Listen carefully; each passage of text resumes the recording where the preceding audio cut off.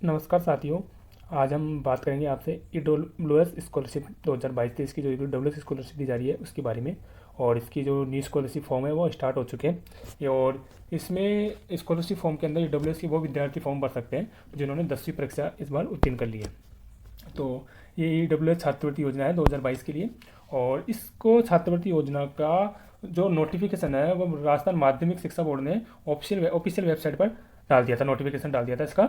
और इस official notification के अनुसार जो 10वीं के छात्र हैं जिन्होंने इस बार 10वीं की परीक्षा उत्तीर्ण की है, जो आर्थिक रूप से पिछड़े वर्ग के छात्र हैं सामान्य श्रेणी के, वह इस योजना का लाभ ले सकते हैं।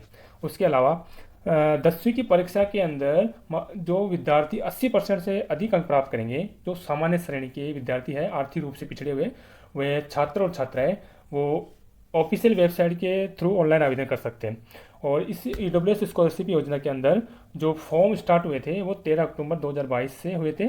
और इन फॉर्म की जो स्कॉलरशिप की डेट है लास्ट, वह है 15 नवंबर 2022 को। तो सभी इससे आखिरी डेट से पहले पहले इस फॉर्म का फिलअप कर दें।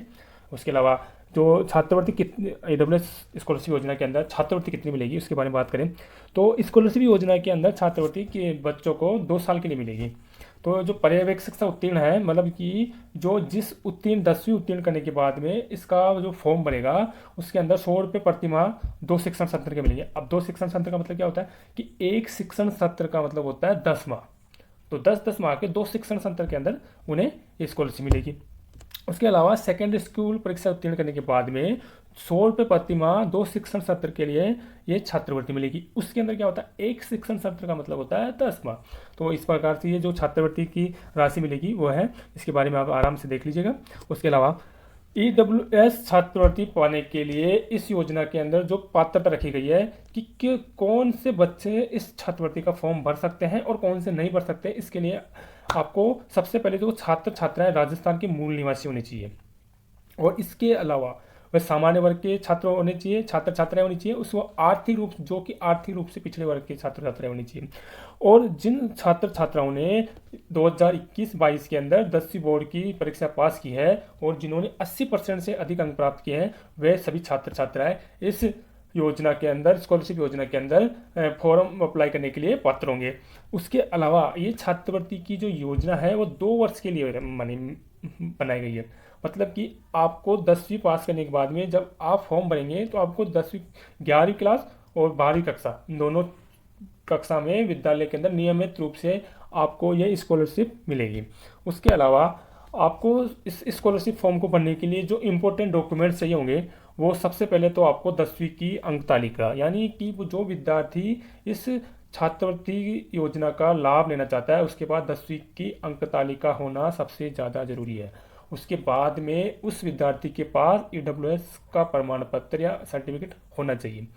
ठीक है। उसके बाद में उसका आय प्रमाण पत्र होना चाहिए, यानी उसके परिवार के सदस्य का जो मुखिया होता है। जैसे किसी घर में पिताजी है तो पिताजी का बनेगा, किसी के घर में अगर पिताजी नहीं है तो उसकी माता का आय प्रमाण पत्र बनेगा। ठीक है। उसके अलावा उसकी फीस की रसीद होनी चाहिए स्कूल की, जिस स्कूल के अंदर वो पढ़ रहा है इस टाइम पे उसकी फीस की रसीद होनी चाहिए।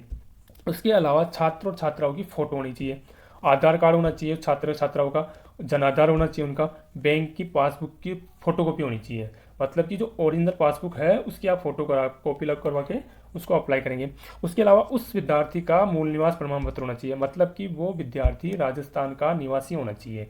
राजस्थान के बाहर का होगा तो वह छात्रवृत्ति का लाभ नहीं ले पाएगा। उसके अलावा बीपीएल का जो प्रमाण पत्र है वो होना चाहिए। ठीक है। इसके अलावा इस छात्रवृत्ति की योजना के अंदर आप किस तरीके से फॉर्म अप्लाई कर सकते हैं। तो सबसे पहले क्या होगा, फॉर्म को अप्लाई करने के लिए आपको स्कूल से, मतलब सबसे पहले आपको स्कूल के जो मतलब सबसे पहले स्कूल का जो आपका हेड होगा उससे प्रधान से आपको संपर्क करना होगा, क्योंकि ईडब्ल्यू छात्रवृत्ति को ऑनलाइन आवेदन करने से पहले आपके जो स्कूल के या शाला के प्रधान है उससे संपर्क करना होगा। उससे आपको सबसे पहले मान्यता लेनी होगी। तो उसके बाद जैसे आपको उससे मान्यता मिल जाएगी तो आपको स्कूल की आईडी से राजस्थान माध्यमिक शिक्षा बोर्ड की साइट पर जाकर के आपको ऑनलाइन आवेदन करना है। तो स्कूल की जो आईडी होगी उससे लॉगिन करना होगा और उससे लॉगिन करने के बाद में अगर आपको जो कंप्लीट इन्फॉर्मेशन आपको दी गई है उसके अकॉर्डिंग आपको सारे डॉक्यूमेंट्स वगैरह लगाने हैं और सारी जानकारी सही सही होनी चाहिए। अगर आप किसी प्रकार की गलती कर देते हो तो आपकी छात्रवृत्ति के लिए देय नहीं होंगे, मतलब आपको किसी प्रकार की त्रुटि अगर आपके फॉर्म में पाई जाती है तो आपको ये छात्रवृत्ति नहीं मिलेगी। तो इसके लिए आप जो फॉर्म ऑनलाइन फॉर्म अप्लाई करेंगे उसको थोड़ा समझदारी के साथ में करें और उसको सारी जानकारी प्राप्त करके इस फॉर्म को ऑनलाइन आवेदन करें।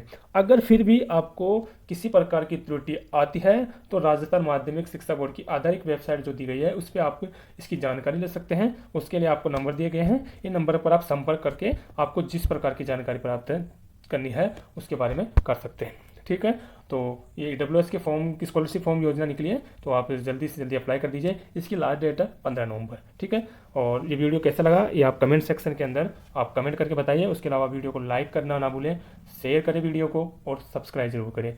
ठीक है, थैंक यू।